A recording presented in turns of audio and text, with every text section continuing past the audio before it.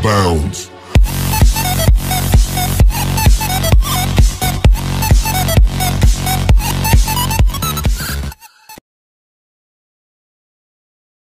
Oke, jumpa lagi bersama saya. Baik teman-teman, pada pertemuan kali ini saya akan memperhatikan kepada teman-teman yaitu bagaimana cara mengatur paragraf dan spasi antar baris di Microsoft Office Word. Nah, ini adalah merupakan sebuah pekerjaan kita yang akan kita lakukan pengaturan sesuai dengan apa yang diminta pada naskah latihan ya, pada naskah latihan. Nah, yang pertama pada petunjuk yang pertama katanya adalah yang kita lakukan adalah pengaturan bentuk huruf, yaitu di mana hurufnya dimintanya Times New Roman, ukuran hurufnya di mana judulnya adalah ada 14, kemudian ukuran isinya yanti adalah 12 dan judulnya itu ditebalkan atau dibold dan dimiringkan, kemudian digarisbawahi. Nah, bagaimana caranya? Di sini inilah judul daripada naskahnya ya. Artinya naskah ini judul naskah ini artinya kita buat sendiri seperti biasa kita ketik. Kemudian setelah selesai kita blok judul tersebut. Kemudian kita melakukan pengaturan hurufnya. Nah, yang pertama tadi katanya aturlah hurufnya dengan menggunakan bentuk font yaitu Times New Roman. Maka kita masuk ke menu Home. Kemudian ada di sini menu font. Kemudian cari yang namanya font. Nah, disinilah kita akan mencari huruf yang diharapkan yaitu Times New Roman. Maka ini dia. Setelah kita memilih jenis hurufnya yaitu Times New Roman, kemudian ukuran huruf, katanya ukuran hurufnya adalah 14. Nah, maka di sebelah kanan font, di situ ada yang disebut dengan font size. Nah, maka silakan diklik, maka ukurlah sesuai dengan apa yang diharapkan yaitu 14.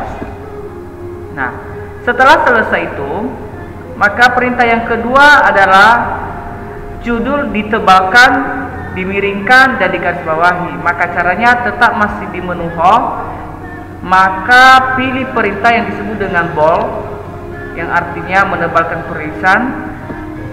Kemudian pilih I yang artinya memiringkan tulisan. Kemudian U yang artinya menggarisbawahi tulisan. Kemudian aktifkan dan digarisbawahi. Kemudian untuk judul aktifkan rata tengah. Nah, dalam arti teman-teman, kita akan memberikan judul ini pas di tengah-tengah lembaran word area. Maka caranya klik menu Home, di sebelah kanan ya ada di situ yang disebut dengan menu paragraf. Di sini ada yang disebut dengan pemerataan paragraf. Di sini ada rata kiri, rata tengah, rata kanan dan rata kiri, rata kanan. Maka katanya silakan dibuat judulnya rata tengah atau center. Maka silakan diklik. Maka judul akan berpindah pada tengah-tengah. Nah, kemudian katanya untuk paragraf pertama aktifkan rata kiri. Nah, ini adalah paragraf pertama. Maka kita aktifkan rata kiri katanya. Maka rata kirinya di sini. Ya, rata kirinya di sini. Nah, artinya tulisannya dia rata pada area sebelah kiri. Kemudian paragraf kedua dia meminta kita membuatnya di rata tengah. Maka kita klik atau kita blok kalimatnya, paragrafnya, maka buat dia rata tengah. Nih, maka kalimat tersebut akan atau paragraf tersebut masuk ke rata kanan. Kemudian pada paragraf ketiga dia berharap kita membuat dia menjadi rata kanan, maka diblok, maka buat dia rata kanan. Nah, seperti ini dia artinya. Paragraf ini tulisannya itu rata di sebelah kanan. Kemudian paragraf terakhir dia meminta kita membuat menjadi rata kiri, rata kanan. Maka kita blok. Maka kita klik rata kiri, rata kanan. Artinya kalimat ini sama-sama rata di sebelah kiri dan rata di sebelah kanan. Di mana ini teman-teman wajib teman-teman lakukan apabila mengerti suatu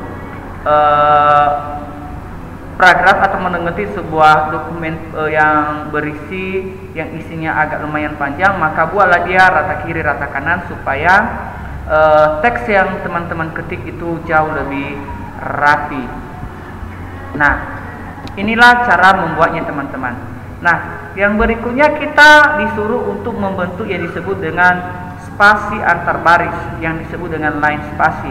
Nah, line spasi ini teman-teman adalah merupakan jarak antar kalimat yang pertama ini, baris pertama ini dengan baris yang kedua, ya. Jadi kita buat dia di sini, ya. Jadi namanya itu adalah line spasi. Maka untuk meratakannya, maka silakan di blok saja, di blok, kemudian di menu, masuk menu home, kemudian masuk di menu paragraf. Di sebelah kiri rata kanan tadi, di situ terletak yang disebut dengan line spasi. Maka untuk yang normal line spasi itu adalah 1,5. Jadi dia memiliki jarak seperti begini.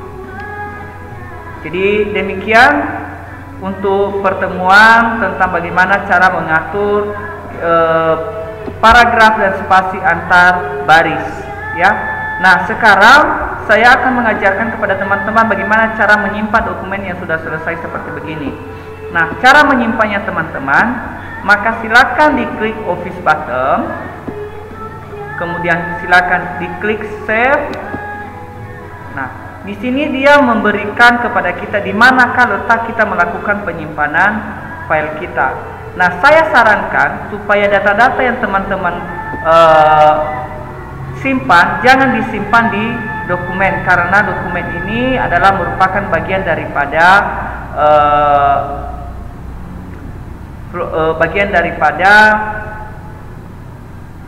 local disk, karena